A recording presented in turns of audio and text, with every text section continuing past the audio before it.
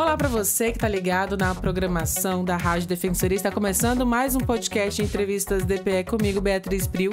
E olha, hoje o nosso assunto é para falar um pouquinho sobre a síndrome, né? O transtorno que fala sobre a mentira, que é conhecida, na verdade, como a síndrome mitomania. Falar, na verdade, aonde é que está ali a linha tênue, né? A diferença entre uma mentira comum com a pessoa que desenvolveu já essa síndrome. Mas quem vai explicar melhor isso pra gente é a neuropsicóloga Isis Madruga, que está aqui conosco. Primeiramente, seja muito bem-vinda. Obrigada. E obrigada, né, por ter aceitado o convite de conversar aqui conosco.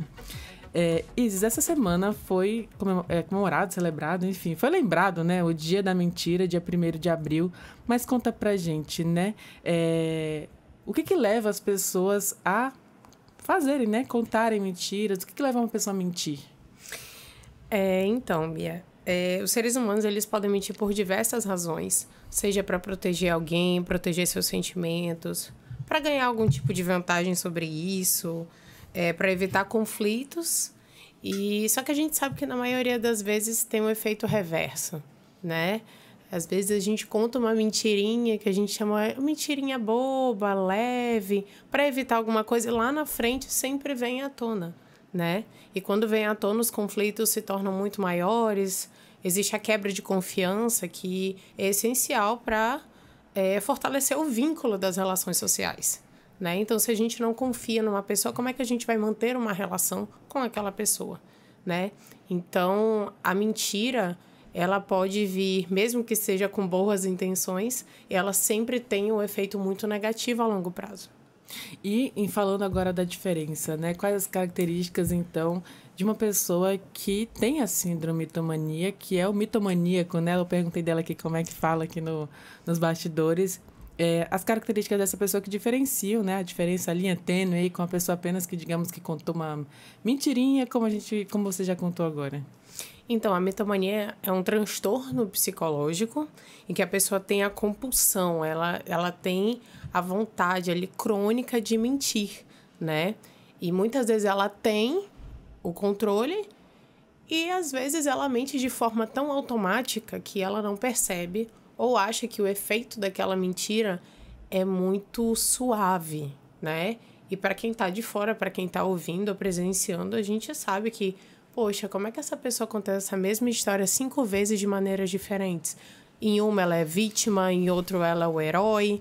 Então, ela sempre se bota no centro da situação para ela ganhar algum tipo de destaque, né? Isso acontece muito. Então, o mitomaníaco, ele tem...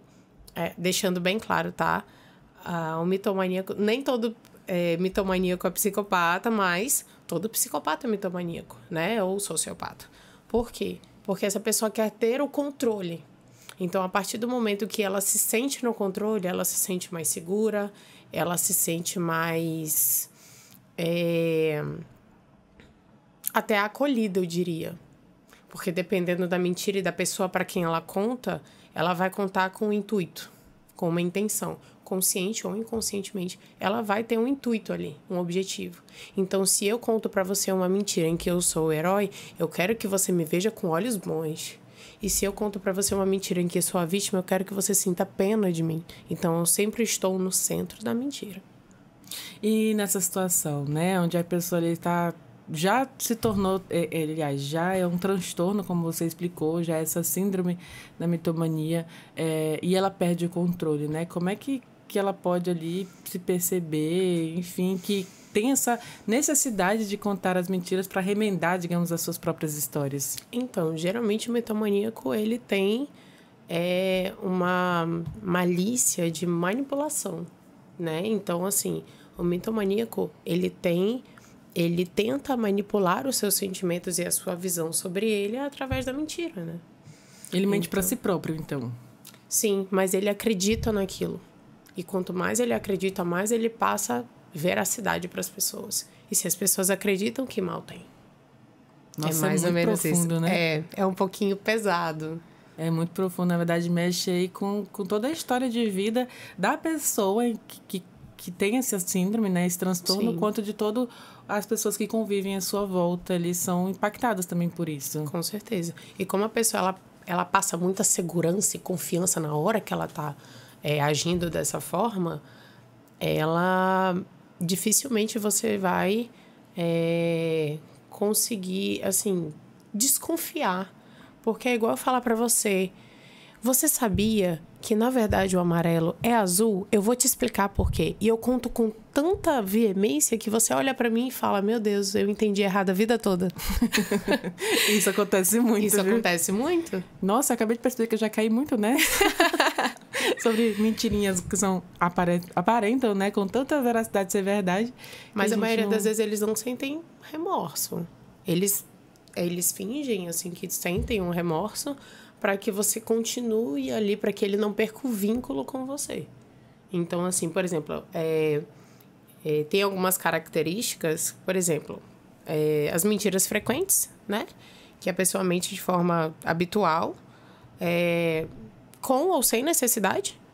Às vezes não tem necessidade de mentir, mas ela é automático, né? E às vezes ela percebe, e às vezes não. Mas às vezes, quando ela se dá conta, ela fala assim, meu Deus, e agora? Se eu disser que eu errei, o que essa pessoa vai pensar de mim? Eu vou deixar por isso mesmo, né? Tem a falta de remorso, os mitomaníacos, né? Os mitômanos, geralmente não sentem culpa ou arrependimento por suas mentiras, porque para eles está tudo bem. Então, às vezes, eles podem até fingir que sentem para que ele consiga manipular e te manter no antro social dele para que ele não fique sozinho, né? Tem a criação de histórias elaboradas. Eles contam, às vezes, coisas absurdas ou coisas até possíveis, mas de uma forma tão bem colocada que parece que ele criou realmente uma história, um filme, e ele tá te passando aquele filme com detalhes, assim, que você fala, não, tá tão detalhado que não é possível que seja mentira, mas às vezes é. Tem aquela questão que eu falei, tem a busca por atenção, e isso é uma forma de ter atenção, a validação, como eu te falei, né? Às vezes eles contam como se fossem a vítima para você ter pena, para você continuar ali envolvida naquela relação. E às vezes é como herói, porque ele quer se destacar, ele quer que você olhe e diga, não, essa pessoa aqui eu quero ter perto de mim porque ela é maravilhosa. E às vezes não é. E em relação as causas, né, da pessoa se tornar esse mitomaníaco, existe algum trauma que vivenciou, que leva a isso? É um comportamento adquirido mesmo ao longo da vida, né? Tem algum motivo ali na raiz que leva a pessoa a se tornar esse mentiroso compulsivo, digamos assim? Alguns estudos dizem que a pessoa já nasce dessa forma, mas a maioria das vezes é adquirido. Então, por exemplo, essa síndrome, né, da mentira compulsiva, na verdade, ela pode sim vir de um trauma. Então, por exemplo, o que a gente vê muito são através de pais abusivos, né? O 8 ou 80, ou pais muito abusivos ou pais muito ausentes. Então, por exemplo, se eu conto a verdade e você tem uma reação exacerbada, eu vou entender que eu não posso mais contar a verdade para você porque você vai me repreender e eu não vou gostar e eu vou sofrer. Então, por isso, eu sou obrigada, entre aspas, a mentir para você, para que eu não seja repreendida daquela forma, né? Antigamente a gente via muito os pais, você fez isso? Fiz. E espancava. Uma coisa é disciplinar, outra coisa é espancar a criança, né? Que já passa do limite da violência. Então, a criança às vezes fala, você fez? Não. Qual é o automático das crianças? A criança entende que algo é errado e ela tenta fugir, que é o que a gente chama de esquiva, né? Ela tenta se esquivar do castigo, dando, às vezes, explicações mirabolantes.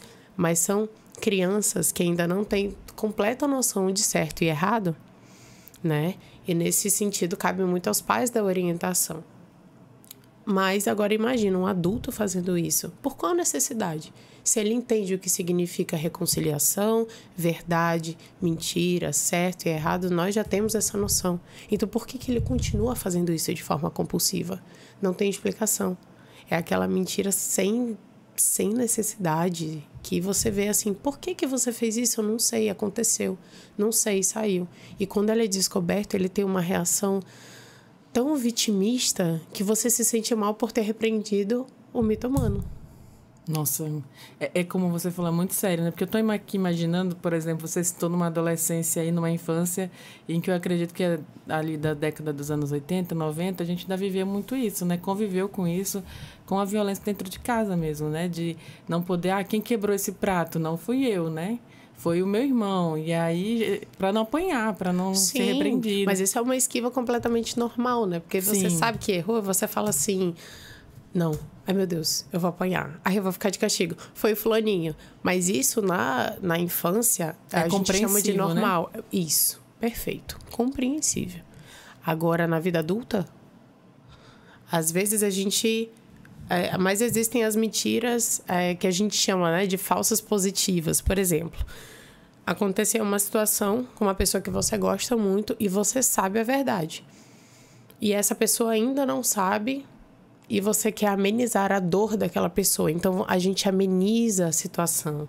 A gente passa um pano antes de passar essa situação para outra pessoa, porque a gente quer que o sofrimento seja amenizado, né? Mas uma hora, tu há de convir comigo que tudo vem à tona, né? Isso eu acho que poderia citar um exemplo aqui como casos de perda de alguém, né? Um falecimento ou mesmo uma traição, né? Um amigo soube de uma traição por outra pessoa. Como é que conta para um amigo? Como né? É que conta? Às vezes finge que não... Às vezes finge que não sabe ou fala, nossa, eu não sabia. Isso é uma mentira se você souber. Mas por que você contou essa mentira? Porque aquela pessoa já está triste, já está fragilizada. E você faz isso por quê? Porque se você disser, eu sabia, você pode perder aquele vínculo. Você pode perder aquela amizade. E você fala, nossa, eu não sabia. Eu sinto muito. Então, ao invés daquela pessoa te olhar com maus olhos, ela vai olhar e falar assim, não, tudo bem, agora você vai ser meu refúgio. Então, você não perde aquele vínculo, mas contou uma mentira. Agora, tem mentiras que a gente sabe que não tem reparação, né? E quando elas são descobertas, tem a quebra de vínculo, tem a quebra de relações familiares, que é o que acontece muito. Não só relacionamento, né? A gente fala muito de relacionamento. Amoroso, né?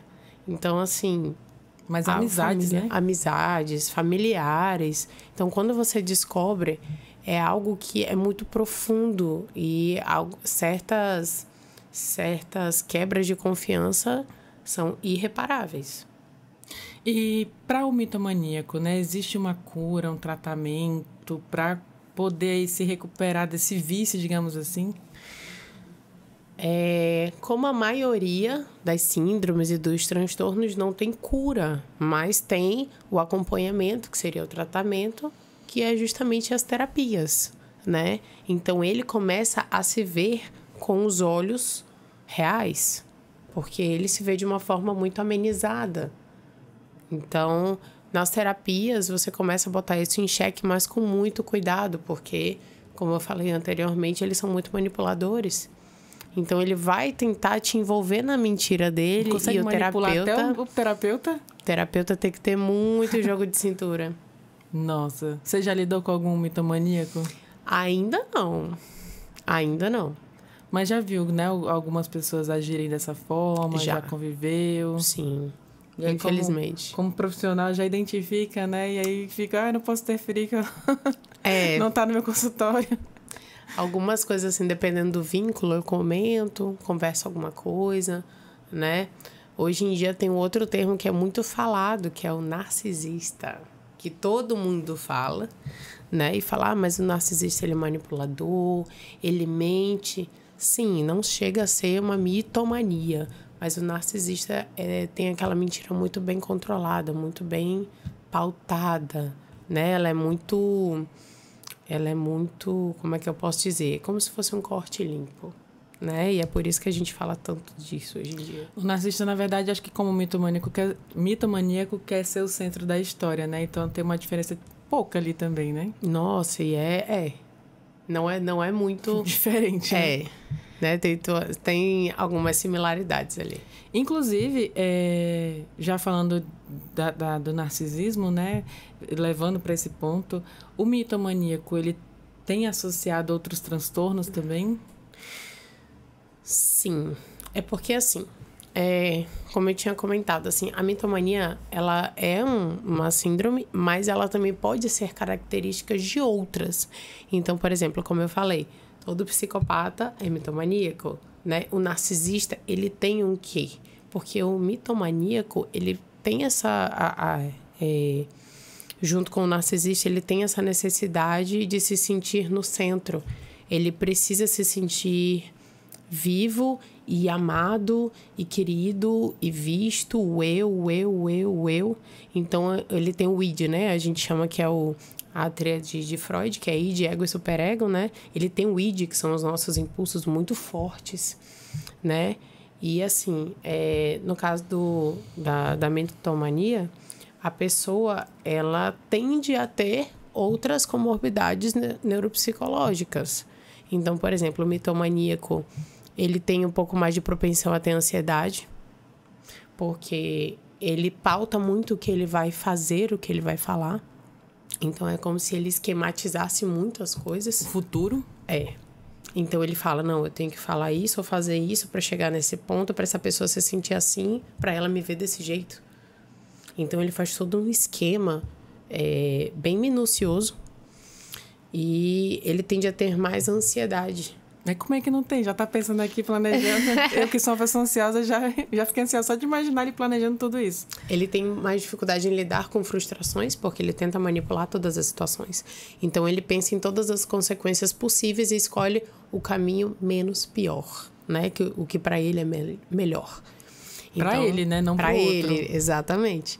Então, assim, ele tende a pensar dessa forma.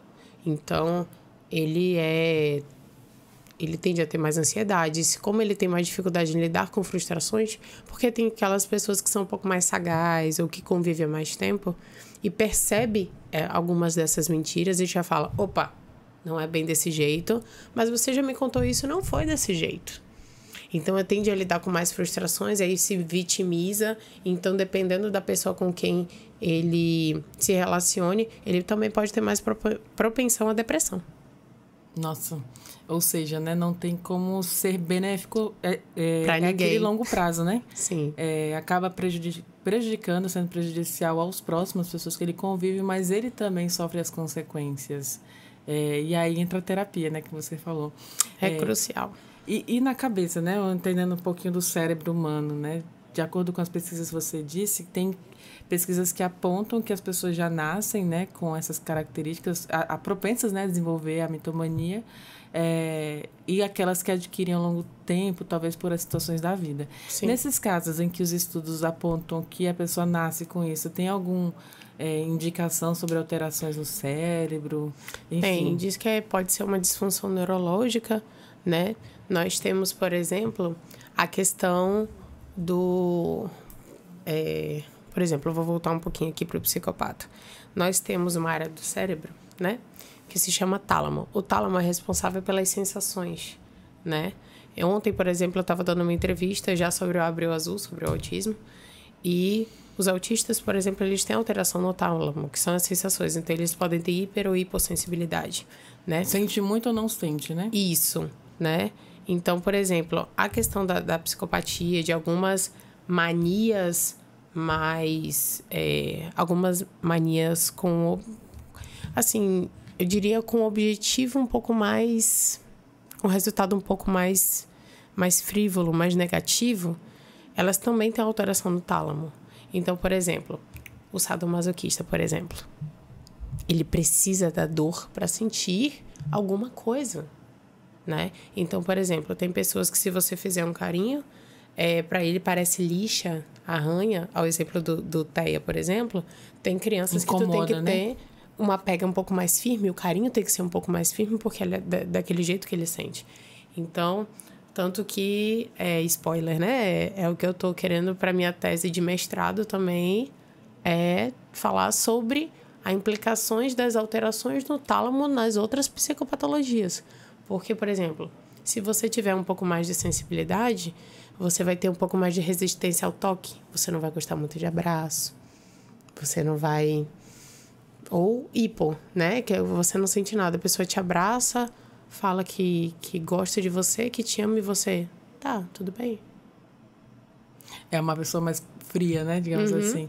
E aí a gente até entra no outro ponto agora que eu achei interessante, porque na sociedade que nós convivemos, a gente atrela muito a esses comportamentos... Aliás, esse tipo de sentimento, né? De sensibilidade, na verdade, essa é a palavra, muito ao comportamento. A pessoa, ela não gosta de ser abraçada, né? Ela não me olha nos olhos, ela é metida. Ontem até falaram isso lá na TV. Ai, é por conta do TEA, tá falando? Isso. Ah, sim.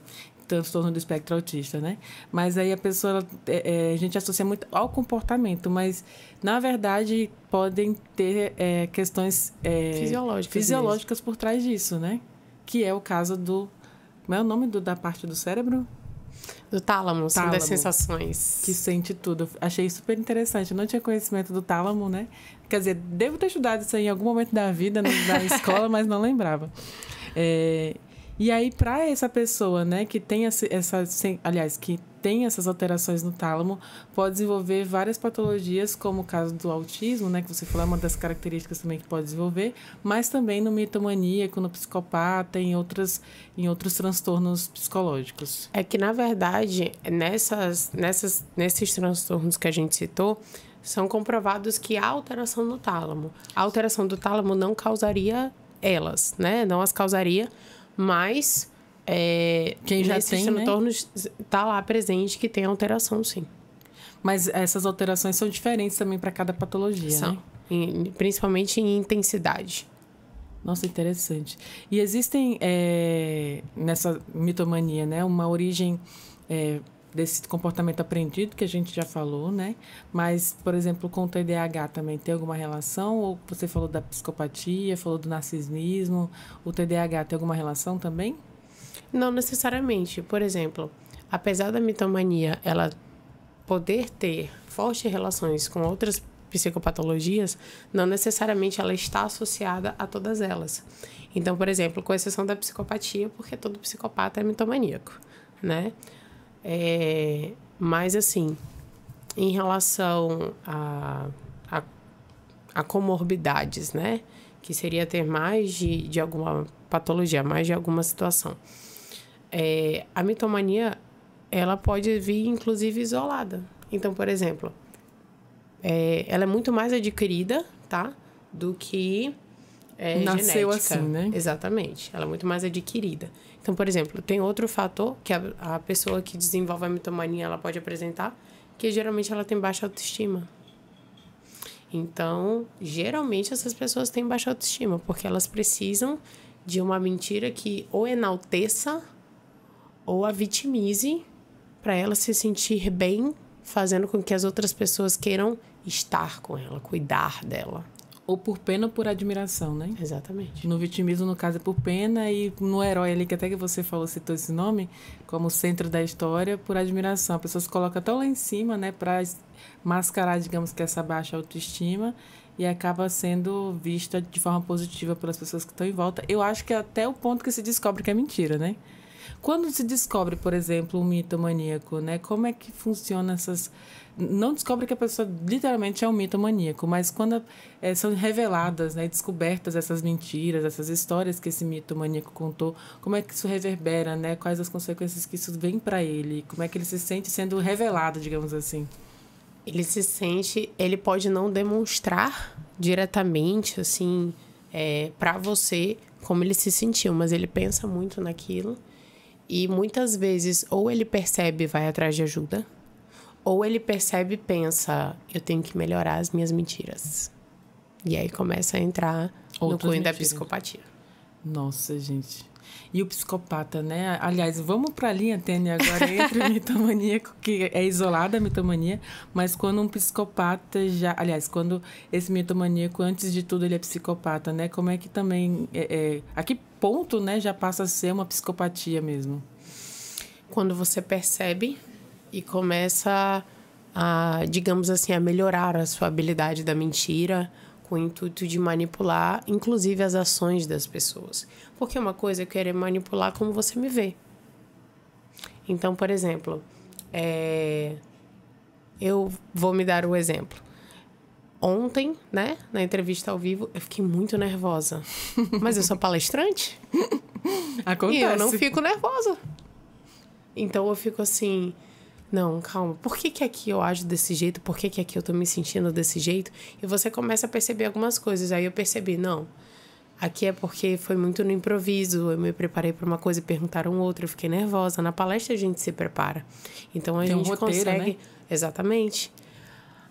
O mitomaníaco, entre ali mitomania e psicopatia, ele faz um roteiro das mentiras de como eu vou passar, como você vai agir comigo a partir do que eu vou dizer para você. Então, por exemplo, o mitomaníaco, ele quer, como eu falei, ele tem alterações também no tálamo, né? Então, ele quer que você o veja com os bons olhos. Agora, eu vou começar a manipular você para que você haja comigo do jeito que eu espero, para eu ficar bem, aparentemente, você se sentir bem com você e comigo e tá tudo bem. Ele manipula o cenário inteiro. Nossa, uma novela, né? Um filme criado. É quase isso. Tem uma série que muitas pessoas viram, que é aquela Você, né? O You. Nossa, eu não consegui terminar, fiquei traumatizado. Ainda fui até a 3ª temporada. Mas aí na 4ª eu falei, não, ficou pesado demais agora pra mim. Tu lembra como ele mentia, como ele manipulava as mentiras? Ele observava tudo antes de montar o roteiro que ele tinha criado ali na cabeça dele. Um exemplo perfeito de um psicopata com mitomania. Perfeito. É ali. E ele manipulou tanto, agora não sabemos, né? Se a... Como é que era o nome dela? A Love. Pronto. Não sabemos se a Love também era e mascarava, ou se ele, com as atitudes dele, transformou ela a ser igual. Que foi a impressão que eu tive. Né? Ela era de um jeito e... Com a convivência. Com a convivência. Tanto que no final ela diz... Você me transformou nessa pessoa. Eu nem cheguei ao final ainda. Ah, dei spoiler. Mas veja, e aí você vai lembrar de mim. Agora eu vou voltar a assistir. Eu não terminei porque eu falei, nossa, a gente tá ficando muito pesado isso aqui, acho que eu vou parar. Desperta esse tipo de série, né, de trama, me desperta ansiedade. Eu já sou uma pessoa ansiosa. E você lembra que toda vez ele fala, não, eu preciso parar com isso. Não, isso não é bom. Ele se repreende, mas ele não consegue. Porque ele é psicopata, né? É psicopata. E o psicopata sente prazer em contar as mentiras e ver a pessoa caindo, digamos assim, na sua emaranhado ali de mentiras e do seu roteiro que foi criado. Como quem diz assim, deu certo. Chega, tem um ápice assim de prazer, né? Então, ali, por exemplo, também a questão da mitomania nele, né? Você vê que ele percebe, mas por um momento ele até pensa em remorso. Mas depois ele fala, não, tá tudo bem, vai ficar tudo bem, eu já resolvi, eu vou resolver. Porque ele tem os próprios conflitos com ele mesmo em alguns momentos ali da série. Só para citar aqui nosso ouvinte, né? Para quem não assistiu, You, em português, Você é o nome da série. É uma série que retrata justamente esse personagem, né? Psicopata mitomaníaco, como a Izzy já agora diagnosticou ele aqui. E lá o foco deles são mulheres? Ele cria, aliás, ele persegue, observa, né? Ali mulheres no cotidiano que ele acha bonita, né? Tem um interesse, uma atração física. E quando não dá certo no final, o que ele faz? Ele assassina a pessoa, né? E aí ele cria toda uma história. Eu tô aqui contando pro nosso ouvinte, depois quiser também assistir, tiver curiosidade. Já demos o spoiler. Mas ele cria todo um cenário. E, por exemplo, ele começa na primeira personagem, né? Digamos assim, ela planeja tudo. Ela é uma bibliotecária, então ele vai e observa os livros que ela lê. Então ele se apresenta como um leitor também, que é apaixonado por leitura. E ali ele atrai ela, nossa, né? Um leitor, se eu sou leitora, já um ponto de identificação. E aí começa observa ela na casa dela, né? A música que ela ouve, o que ela faz. E aí começa a agradá-la conforme aquilo que ele já observou que ela gosta, né? Se apresentando como uma pessoa que é o par perfeito para ela, digamos assim. E quando a mulher começa a perceber que ele não mantém o personagem, começa a questionar, ele não consegue lidar com a frustração, que é essa questão que ele não consegue lidar. E ele, ao invés de ir atrás de ajuda, ele mata. Ele assassina o personagem, no caso. E começa tudo de novo. O relacionamento amoroso que ele tinha. E aí ele vai atrás de outra vítima. Esse é o enredo da série, né? Então, se você quiser assistir e não tiver ansiedade como eu, porque eu fico ansiosa, já começa a despertar aqui, meu Deus, uns gatilhos. Mas acho que é muito interessante pra gente entender também um pouco parte do comportamento humano, né? E não cair nessas armadilhas na vida real. Acho que a vida, aliás, a arte sempre imita a vida, né? Nem o contrário, né? A gente vive primeiras experiências, assim como os diretores, atores, para depois reproduzir isso. Uma das diferenças também, Bia, entre o psicopata e o mitomaníaco é que o psicopata ele tem padrões. Então, ele segue o mesmo padrão, como a gente chama, né? O mesmo modus operandi, ele segue. O mitomaníaco, não. Ele tenta... Deu errado aqui? Não, eu vou tentar fazer desse jeito. Ele tem um objetivo, mas ele tenta todos os meandros possíveis para chegar naquele objetivo. E o psicopata, ele tem um padrão. E quando aquele padrão é quebrado por terceiros, ele desregula e ele precisa tomar uma providência, que é o que mostra a série. E o mitomaníaco, ele tenta. Quando não dá certo, ele dá uma desregulada ou ele se faz de vítima... E ele se fecha e ele faz com que você sinta pena dele. Faz todo um drama ali, né? São coisas diferentes, mas muito parecidas. E aí, no caso, por exemplo, que você citou no final aí também da série, né? Que ela culpa ele porque ela aprendeu com ele, ela ensinou ele. Na vida real, de fato, agora voltando também, as pessoas que convivem com mitomaníacos, né? Com pessoas que têm transtornos, elas podem reproduzir isso? Podem, na defensiva, se tornar essas pessoas também? Sim. Infelizmente. E aí isso acontece não é incomum. É adquirido, né? A mitomania adquirida a longo prazo. Também. Porque às vezes você gosta daquela pessoa, tem que aprender a lidar com essa pessoa, entende o jeito dela. E às vezes essa pessoa também pode falar assim, você não me compreende, então a gente não pode mais ficar junto, que acontece muito em relacionamento. E, não, você não me entende, ninguém me entende, é por isso que eu sou assim. E ele começa a terceirizar a culpa, né? Porque ele não consegue lidar com a frustração de perceber que você viu quem ele é. Muito pesado. Nossa, eu tô aqui, cada vez que eu converso um pouquinho mais, eu fico aqui chocada com essas informações, porque isso está muito presente em relacionamentos tóxicos e abusivos, tanto familiares quanto amorosos, amizade, né? Ou seja, o mitomaníaco, ele acaba se envolvendo em relações tóxicas e abusivas. Sim. Ele cria, na verdade, né? Acaba criando. Cria. A mitomania além de ser uma síndrome, ela também é uma característica de transtornos manipuladores, né? Por exemplo, aí tem a psicopatia, a sociopatia, o narcisismo, que muito se fala em relação a relacionamento amoroso hoje em dia, né? Então, assim, antes eu era uma pessoa e depois do fulano eu me tornei essa pessoa. Por quê? Porque com a convivência você passa a adquirir válvulas de escape, né? Assim, mecanismos de defesa. E para não permitir que aquilo ocorra de novo, você acaba mudando totalmente seu jeito de ser.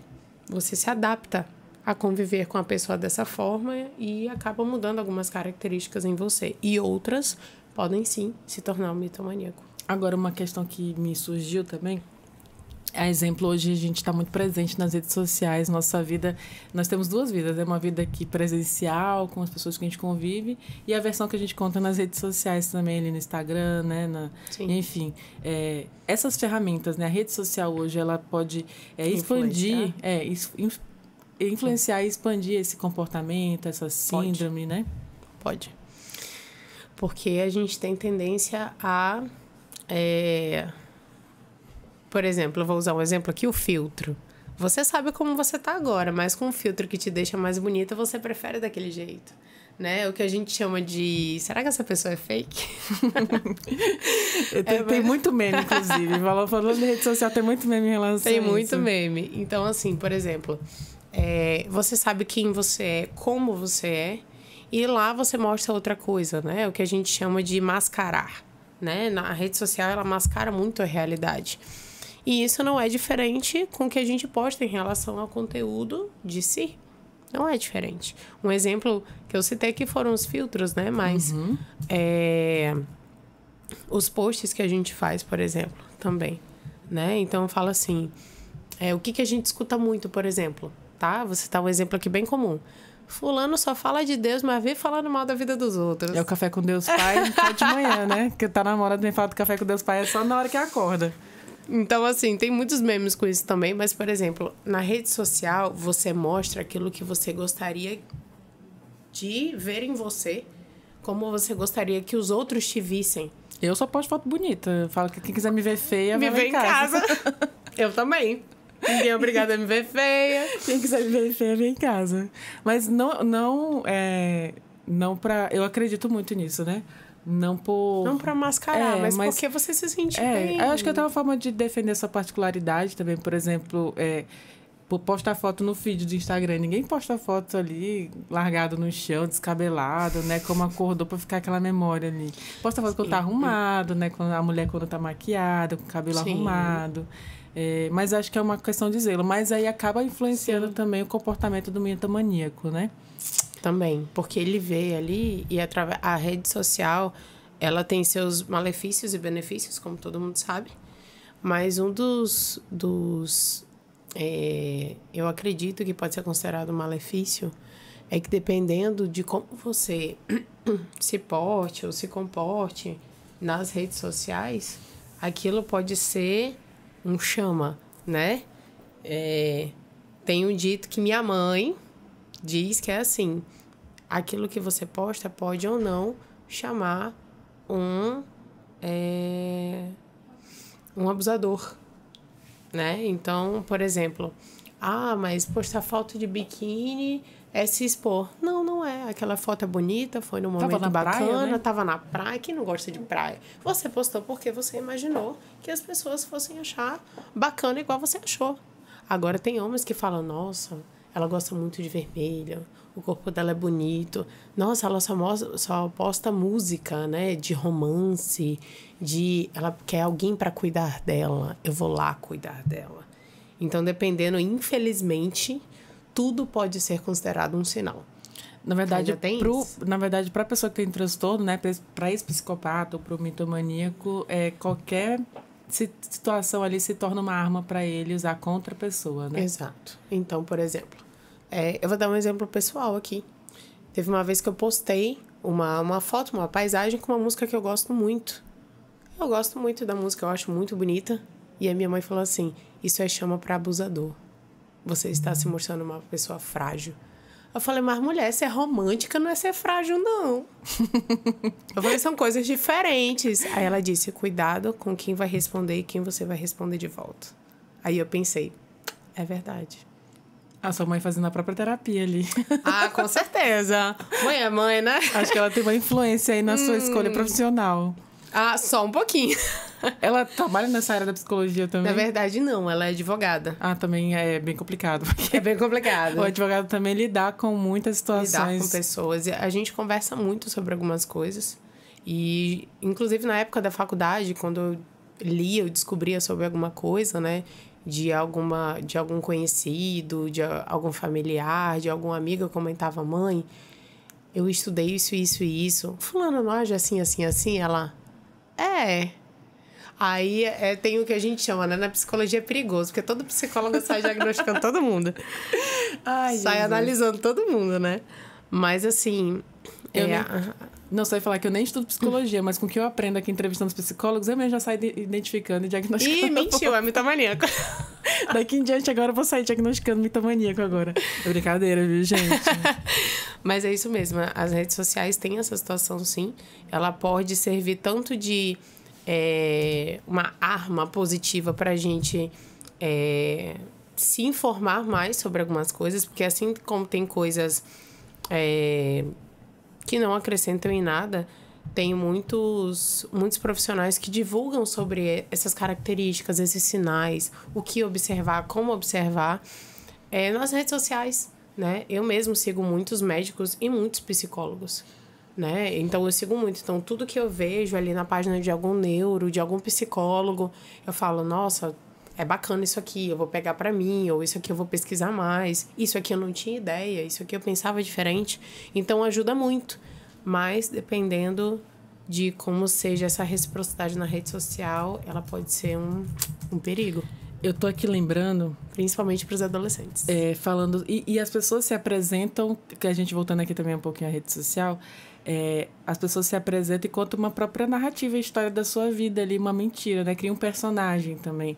E aí eu lembrei da Cela Lopes, que é uma influencer que ela começou a ficar famosa contando mentiras, dizendo que ela era rica, né? Por exemplo, meu pai hoje veio buscar de helicóptero, meu pai comprou um jato pra mim.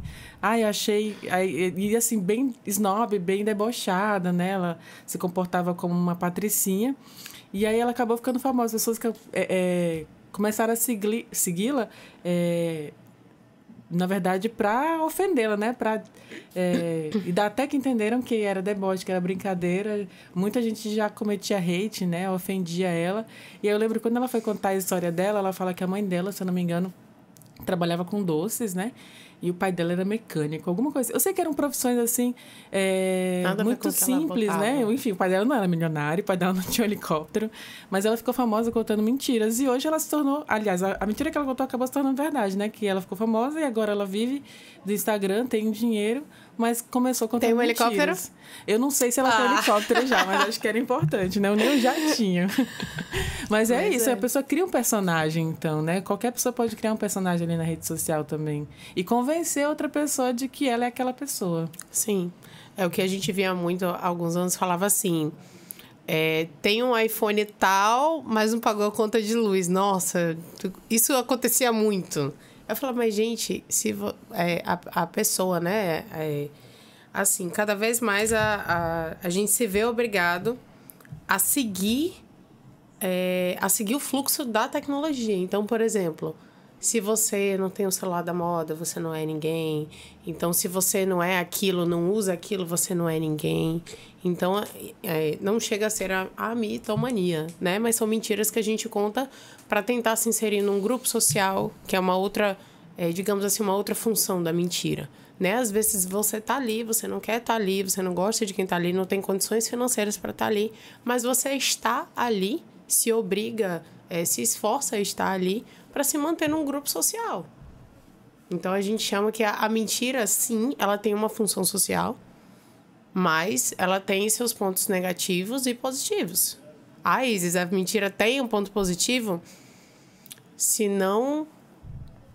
como é que a gente diz? Se não interferir negativamente na vida de outra pessoa, ou seja, se não ferir, se não... Manipular. Né? Manipular.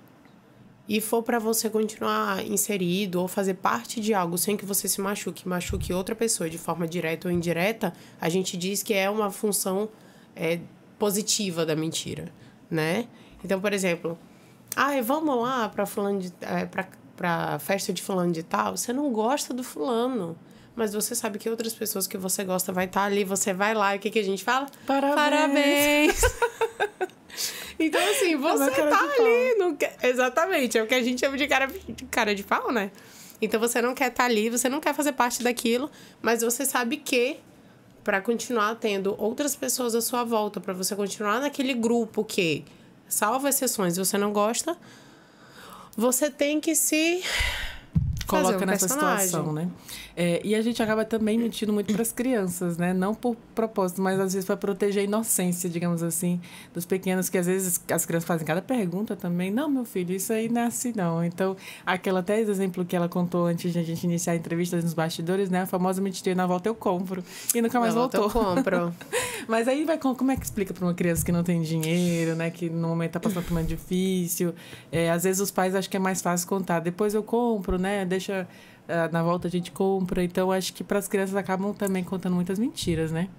Assim, depende muito de cada situação. Porque, por exemplo,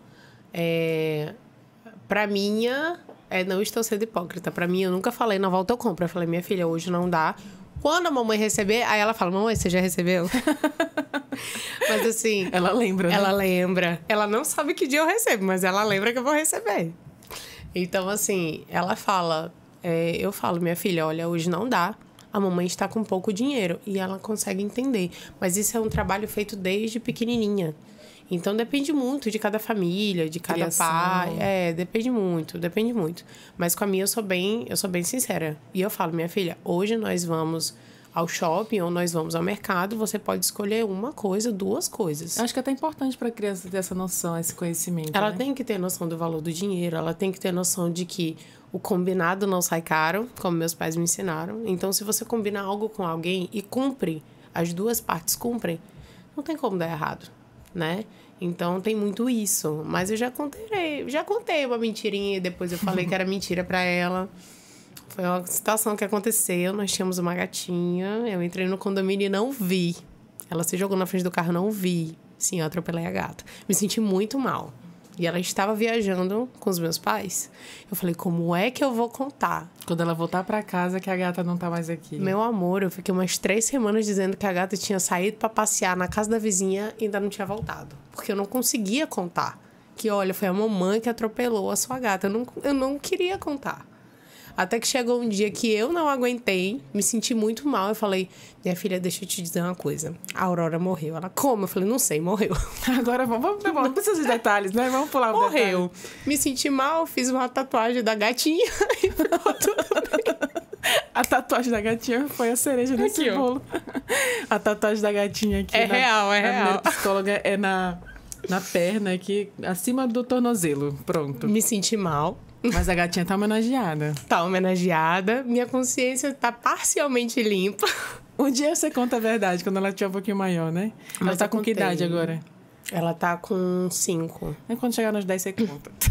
Eu acho que um dia ela vai entender. Mas assim, pra entender Mas é pra não machucar, é pra amenizar o sentimento da criança. Que é, então, às vezes, a mentira positiva, fala, poxa, né? Fugiu. Filha, mas isso acontece. Às vezes os bichinhos fogem, não sabem como voltar pra casa. E aí, depois de um tempo que a criança entende que aquela frustração não vai magoar tanto o coração dela, aí a gente conta, né? Tanto que hoje em dia a gente fala com os nossos pais e fala, mas na época você não me falou isso. Então a gente descobre outras coisas quando cresce. É a mentira. Isso não significa que esse é um mitomaníaco, né? Não. É a mentira de proteção. É a mentira de proteção, né? Que são as funções da mentira. Então, é uma função positiva. Você está protegendo o sentimento de alguém que você se importa, porque naquele momento você tem a sensação de que aquela pessoa não vai receber de uma forma equilibrada, né? Então, depende da idade, depende da pessoa, depende da situação. Né? Então, certas mentiras a gente fala com objetivo empático, tá? Não quer dizer que vocês têm que viver mentindo pra todo mundo. Não é isso que eu tô dizendo, exatamente. Mas tem que analisar o contexto. Mas a mentira, ela sempre vem à tona, independentemente se for da boa idade, ou ruim, né? se for boa ou ruim. E quando a ruim vem à tona, o impacto é muito grande. É um efeito dominó, assim, sai quebrando tudo aquilo. Tanto é que na traição, por exemplo, no relacionamento, um casamento, quando uma traição, né, é descoberta ali, ou uma mentira é revelada, todas as situações que aconteceram anteriormente também perdem um sentido e acabam, né, não fazendo muito sentido. E as pessoas consideram, então, todo esse tempo que eu vivi com você foi uma mentira, né? Que você quebrou essa confiança. Isso acontece muito e é o motivo de divórcios na vida real, aqui a gente está falando de vida real. Sim. E é muito perigoso isso. Mas, Isis, existe algum ser humano que não mente? Aquele que não nasceu? O que não nasceu, pronto. Não, mas assim, eu acho muito difícil, porque acaba sendo instintivo nos primeiros anos. Como a gente falou, né? Quem quebrou esse prato? Aí a criança fala, não fui eu, foi meu irmão. Então, assim, ela tá falando com o objetivo de magoar aquela pessoa? Não, porque a criança ela é muito inocente. Então, como é que tu vai dizer que aquela criança é mitomaníaca? Isso não existe. Como é que tu vai dizer que aquela criança tem maldade? Isso não existe. Até uma certa idade, isso não existe. Então, assim, é um instinto que o ser humano aprende vendo. Então, por exemplo, se você vê que alguém escondendo alguma coisa ou mentindo e se saindo bem, o que você vai entender? Que tudo bem fazer igual também. Então, é uma coisa que a gente vai aprendendo, né? Então, por exemplo, uma técnica que eu uso com a minha é falar, olha, se você me contar a verdade, talvez você fique de castigo. Mas se você mentir pra mim e eu descobrir, você vai ficar de castigo, você vai perder coisas e eu não vou mais confiar em você. Ela não sabe o que é confiança, mas ela já tá entendendo que é uma coisa boa e que se não tiver, a pessoa não fica feliz. Então ela fala, mãe, fui eu que fiz. Aí às vezes eu tenho que apertar um pouquinho. Fala, foi você? Não. Filha, você fez isso? Ela, mãe, eu esqueci, você pode me perdoar, por favor? Oh, meu Deus. Que fofinha. Ela pede perdão logo junto, Pede. né? E eu sempre digo o seguinte, o pedido de desculpa tem que vir seguido de um propósito de mudança. Então, se você não pretende mudar, filha, se você acha que vai fazer de novo, não me peça desculpa. Só não faça. Pra ela entender que desculpa não é a palavra-chave que resolve todos os problemas, porque a gente sabe que não é. Não resolve. Não resolve. E em relação às terapias, né? Existe alguma terapia mais direcionada para essa pessoa que tem a mitomania? Algum tratamento específico, né? Porque na psicologia e na neuropsicologia tem várias abordagens, né, de tratamento. Existe uma mais específica para essa pessoa? A gente sempre recomenda... assim, depende muito... Cada abordagem tem um objetivo e elas podem trabalhar em diversas psicopatologias de formas diferentes, mas com o mesmo objetivo. No quesito da mitomania, eu sempre recomendo a TCC, que a gente chama de terapia cognitivo-comportamental, porque ela foca justamente na modelagem do comportamento. Então, a TCC, por exemplo, a gente recomenda para vícios, a gente recomenda para casos mais específicos e um pouco mais severos de, por exemplo, depressão, ou de TEPT, que é o transtorno de estresse pós-traumático. A gente recomenda porque eles são bem pontuais. Quando se trata de criança, por exemplo, a gente também recomenda para TOD, que é o transtorno opositor desafiador. A gente recomenda para TDAH. Por quê? Porque no primeiro momento ele é bem pontual. Então ele vai no foco, né? A terapia comum, né, que a gente chama, que é você vai lá toda semana e conversa, ela também é interessante. Alguns terapeutas trabalham com ferramentas da TCC sem ser da TCC, que é o meu caso. Eu não sou especialista ou pós-graduada em TCC, mas tem algumas ferramentas da terapia, técnicas, né? Isso, que a gente usa, né? Uso com alguns pacientes, né? E ajudam muito. Então, assim, nem todos os profissionais são especialistas em TCC, mas usam as ferramentas e também dá super certo, tá? Mas a terapia, independentemente de qual seja, tem que ser constante. O ideal é que seja semanal, dependendo do caso. Por exemplo, quando se trata de depressão, por exemplo, eu sempre recomendo que seja 2 vezes na semana. E eu brinco, né? Geralmente eu falo assim, a gente vai começar e terminar a semana junto, que é segunda e sexta. Ou terça e quinta, terça e sábado. Por quê? Porque dependendo da severidade, da intensidade da psicopatologia, é importante que tenha um acompanhamento um pouco mais frequente. E aos poucos passa a ser 1 vez na semana, depois a cada 15 dias, 1 vez no mês, até que esse ser humano consiga caminhar com as próprias pernas de forma equilibrada e saudável e a gente dê a famosa alta. A sonhada alta. A sonhada alta. Era meu sonho. Vai chegar lá. Era meu sonho. Vai chegar lá. E nesse contexto todo, né? A gente estou aqui das terapias, né? Mas a pessoa ali tá nessa situação, não percebe, né? Acaba... E aí a família começa a perceber também, né? Você mentiu de novo, e mentiu de novo. Existe uma forma de ajudar essas pessoas que não percebem também essa síndrome? É difícil, né? Nesse sentido, tem que ter muito jogo de cintura. Tem que ter muita... delicadeza para falar, uma porque qualquer coisinha, mesmo, né? Exatamente, qualquer coisinha pode fazer com que essa pessoa se esquive e fala, não, essas pessoas não me compreendem, eu vou dizer que elas são ruins para mim, que ninguém me entende, que todo mundo me vê como ruim, como ovelha negra, e eu vou atrás de outro vínculo. E às vezes acaba sendo o grupo dos amigos, a família de amigos, e aí você, não, aqui eu sou querida, aqui todo mundo me compreende, então essa aqui é a minha nova família. Isso pode ocorrer, essa fuga, essa esquiva, pode acontecer. Mas também tem formas de falar. Você chega... outra coisa que ele não gosta de ser exposto. Então, se você falar, mas você fez isso aqui, você lembra disso? Ele vai se sentir... né? Ele vai se sentir assim, encurralado. E aquilo ali vai fazer com que ele tenha alguma válvula de escape. Seja uma desregulação emocional, pode ter explosão de raiva, pode ter uma crise de choro, pode ter algum tipo de surto, uma crise de ansiedade severa. Isso pode acontecer, inclusive, da pessoa fazer algum ato de autoflagelação, que seria se cortar, enfim, né? Atentar contra a própria vida. Isso também pode acontecer se ela chegar no ápice. E às vezes ela faz isso com o objetivo de: nossa, a gente não pode mais falar ou fazer isso com fulano, então deixa quieto. Então ele alcançou o objetivo dele. Ele ele fez um espetáculo que fez com que você não repreendesse mais ele.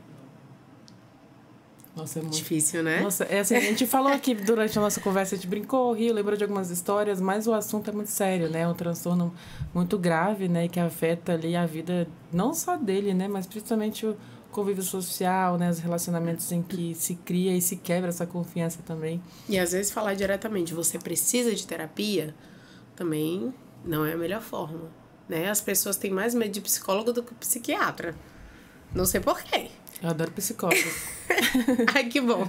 Mas é difícil mesmo você se colocar na situação de pessoa que precisa de ajuda, né? Da pessoa que precisa de ajuda. Por que eu preciso de terapia? Por que você acha que eu preciso de terapia? Aí vem a famosa frase: você acha que eu sou doido? Talvez e aí, como um pouco, que você né? vai... Como é que você vai dizer pra essa pessoa: não é isso. Todos nós precisamos. Às vezes a gente identifica alguma coisa e às vezes a gente precisa de uma ajuda externa para depois caminhar sozinho. Então, são essas coisinhas pequenas que a gente pode ir falando que muda todo um contexto. Você não vai chegar para um mitomaníaco e falar assim: olha, tu mente demais, você precisa ir para terapia para se tratar. Você não pode fazer isso. É muito agressivo, né? É muito agressivo. Você tem que chegar e falar: você percebeu? Mas naquela vez você me contou que foi assim, assim, agora foi assim. Eu tô confundindo? Não, realmente, você falou aquilo, você lembra? E aí botar ele pra pensar. Eu falei: ué, será que eu falei isso mesmo? E agora eu falei isso. E agora? Fala: não, mas eu acho que eu tô esquecido. Aí você joga o que a gente chama de psicologia reversa. Eu acho que eu preciso de terapia. Isso também pode funcionar. Que ele vai entender que não, ele precisa de terapia, mas ele tá certo. Será que quem precisa sou eu? Aí pegou num ponto também. Porque você apontar o dedo pra pessoa vai fazer com que ele tenha uma reação reversa. Ele apontar o dedo pra ele mesmo vai botar ele pra pensar. Então, se ele não tiver inclinação à psicopatia, ele vai atrás. Se ele tiver, é mais complicado. Aí realmente acho que isso é uma abordagem com medicamento mesmo, né? Ou se foi identificado, né? Assim, não existe medicação pra mentira. Mas existem o que a gente chama de regulação de humor, né? Que são os reguladores de humor. O medicamento é para regular o humor. Isso. Ah, sim. E pode ajudar, dependendo da situação da mitomania, pode ajudar. Mas até chegar nesse ponto, a pessoa tem que ter um pouquinho de autoconsciência. E aí é um trabalho um pouco mais difícil. E geralmente ele não escuta da família. Geralmente ele vai ouvir pessoas de fora. Acho que ninguém escuta a própria família, né? É muito complicado. Isso aí é um grave problema da sociedade. Aí você chega e fala: não, fulano falou isso. Tá vendo? Eu te falei isso. Aí geralmente vem do pai, da mãe, mas eu falo isso pro amigo meu, porque ele é muito bom num trabalho que ele faz, e eu falo isso pra ele antes dele ser bom no que ele fazia. Eu falei: vai que você é bom nisso, né? E ele nunca acreditava em mim. Agora as pessoas falam pra ele que ele é bom, aí ele olha, o fulano disse que eu sou bom. Eu falei: mas eu sempre te disse isso. Por que você não me escuta? Mas é de todo ser humano isso, né? E assim, para quem quiser acompanhar um pouquinho o seu trabalho também, entender mais sobre a neuropsicologia, inclusive, a Isa está acompanhada aqui, é Cíntia, né? Isso. A Cíntia que acompanhando, né? É estágio que fala? Como é que posso dizer? Ela é um pouco de tudo, na verdade, porque, na verdade, antes nós éramos amigas, depois ela começou o curso de psicologia, e hoje em dia eu falei pra ela: vamos fazer um combinado? Você fica comigo como estagiária, me acompanha nos cursos. E eu falei pra ela: eu trabalho muito, tenho pouquíssimo tempo e eu peco muito no movimento do meu Instagram profissional.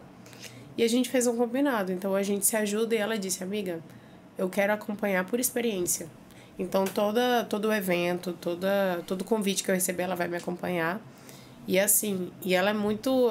Não é puxa-saquismo, não. Ela é muito interessada. E eu falo, olha, tu tem dúvida? Me fala, me pergunta.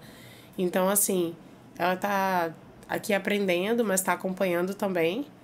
E... tudo que for postado no Instagram profissional é mérito dela. Então, eu tô apresentando ela aqui só pra dizer que ela tá aqui no estúdio com a gente. E quem quiser acompanhar o seu trabalho pode ir lá. Como é o arroba mesmo? É o @pc_IsisMadruga.